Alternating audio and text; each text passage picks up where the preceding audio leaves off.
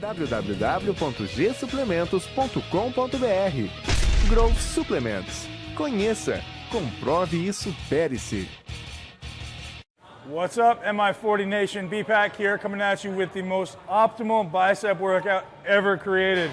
Sounds like a bold claim coming from a guy who's got small arms, but try it. I guarantee you, as far as science goes, this is the best workout you could ever do. So I'm going to teach you a little bit about what we're doing first before we get into it, and then I'm going to dive into it. I get a lot of people who ask, what's the best thing I can do for my biceps? Everyone wants big arms, everyone wants bigger biceps, nobody knows what they're doing.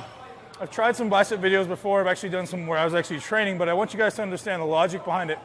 So as you know with everything, we have strength curve, we have a shortened part of the strength curve, we have a mid-range and a lengthened part of the strength curve. It's always the way every muscle functions.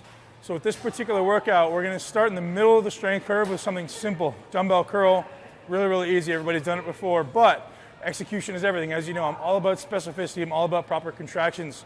Weight does not matter. No, you do not want to use light weights. You want to use weight that's appropriate to execute the movement. People always say, well, should I use light weights? No, you shouldn't use light weights.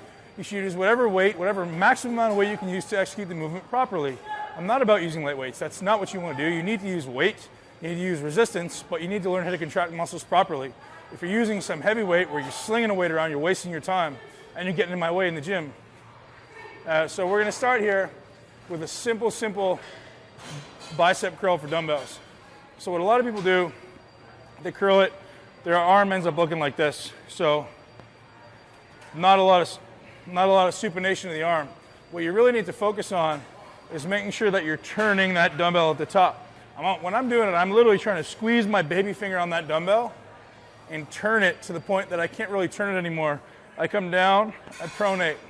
I come up, I supinate. I pronate. Notice how nothing's happening at my arm. Notice there's nothing happening up here.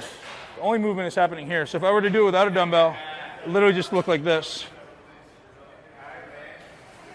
Okay, so I'm getting up here, I'm squeezing as hard as I can, trying to turn my baby finger, trying to turn my palm toward the ceiling. And the trick is, most people when they do use a dumbbell, they grab that dumbbell and they really try to focus on squeezing these two fingers or squeezing this part of the dumbbell, and this part kind of gets lazy. You really got to stay focused on keeping that baby finger squeezed. So when I do it, I'm really trying to overload squeezing the baby finger. Squeeze the baby finger harder than I squeeze the index finger, and I'm trying to turn. That supination is extremely important. Now, as you get advanced, the way I like to do this is as you get advanced, I like to warm up to my heaviest weight, which for me in this exercise is really only about 50 pounds, and I do this. Notice my hand placement in the dumbbell right in the middle. So I come all the way up, all the way down, all the way up, all the way down, all the way up. Notice I'm not extending back here, I'm extending in front. Second thing we do, once you've got up to your 50 pounds, I usually do my 3 or 4 working sets with that weight because I want to use the maximum amount of weight with that form. The next thing I do, check this out. I slide my hand to what would be the outside of the dumbbell. So there's a space there. See that? And so what that's doing is shifting a greater percentage of the dumbbell to the inside of my hand, thereby creating a greater percentage of weight of that dumbbell on this side of the dumbbell. So now when I supinate, it's actually harder for me to turn, which is going to make you better at supination. So I'm still squeezing that baby finger, extend all the way in front of me, squeeze. So then I'm going to continue doing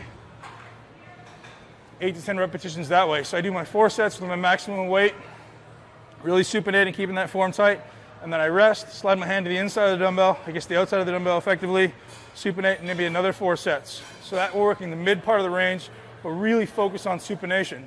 We're going to move on to the next exercise, which is a really shortened bicep, whereby we've talked about this before. One of the main functions of the bicep is actually shoulder flexion. So whereby we're going to come up behind the arm, behind the head. Again, still emphasizing squeezing the baby finger. So the next question that a lot of people are going to ask is, where should this cable be? Well, here's your answer. Look at the cable. If it's straight, my arm is in a straight line with that cable, there's no tension here. If I go down, there's tension here. If I go up, there's tension here. So the answer is, no matter where that cable happens to be, it could be down here. My intent is to do this. So that cable is always putting emphasis and tension on this muscle. So I always, if I were to come here, I'm relaxing, I'm resting. So I come just slightly up, boom, boom, boom. That's what we're doing. So we're trying to keep the upper arm relatively stable, not let it move too much up and down. We just keep it there. And not letting it come straight or flush because we lose tension. Next, we're going to move on to dumbbell curls on an incline bench. Why? Because it's a fully lengthened long head of the bicep. Same idea here. Lean back, just let the dumbbell hang. I contract my triceps, keep my abs tight so nothing's swinging. Curl, same idea. Use the baby finger. Tricep. On this one, you can choose to supinate and pronate or not. Sometimes I do, sometimes I don't. I change it up. But ultimately, as long as you're finishing in a supinated position, you're doing it right. Notice my upper arm isn't traveling. I'm not coming up. I'm not coming back. It's literally just staying in place. Letting the bicep shorten. I'm trying to like drag my elbow behind me. There you go. Boom. I'll often do these 2 arms at a time. Or what I'll do is I'll do 8 with this arm, 8 with this arm. So this arm is resting. Then I may still be able to do 6 with this arm. Then I'll still be able to do 6 with this arm. Then I may get 4 or 5 with this arm again. So it's almost like doing an extended set instead of going 1, 1, 1, 1, 1, which you do 1, the other one's resting. I do my 8. It's almost like doing 3 or 4 sets in 1. So there you have it, guys. We just worked the bicep through its entire range. We killed it. If you can do that in 10 minutes, 15 minutes, I guarantee your arms are going to grow. They'll have no choice. So as C.T. Fletcher would say, I'm going to leave that one out. But you guys know it. Rock hard, train hard, get after it, and let's build some biceps.